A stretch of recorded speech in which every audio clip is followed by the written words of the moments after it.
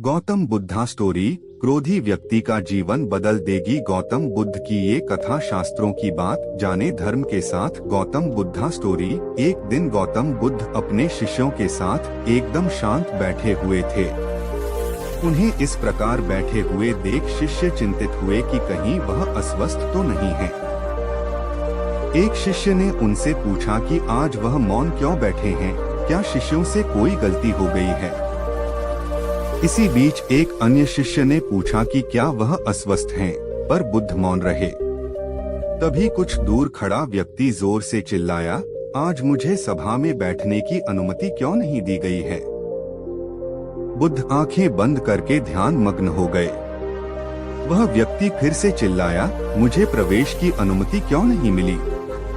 इसी बीच एक उदार शिष्य ने उसका पक्ष लेते हुए कहा कि उसे सभा में आने की अनुमति प्रदान की जाए। बुद्ध ने आंखें खोली और बोले, नहीं, वह अछूत है, उसे आज्ञा नहीं दी जा सकती।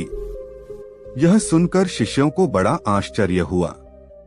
बुद्ध उनके मन का भाव समझ गए और बोले, हाँ, वह अछूत है।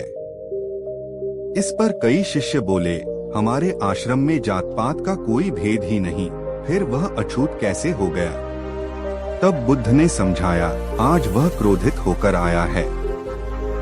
क्रोध से जीवन की एकाग्रता भंग होती है।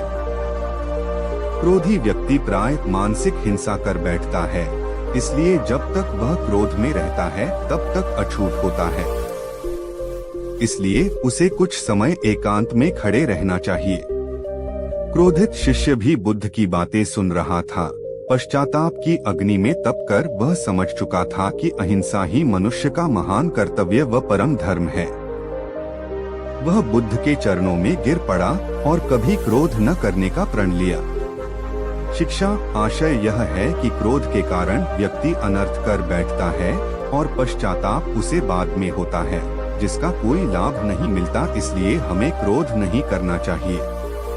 असल मायने में क्रोधित व्यक्ति अछूत हो जाता है और उसे अकेला छोड़ देना चाहिए। क्रोध करने से तन, मन और धन तीनों की हानि होती है। क्रोध से ज्यादा हानिकारक कोई और वस्तु नहीं है।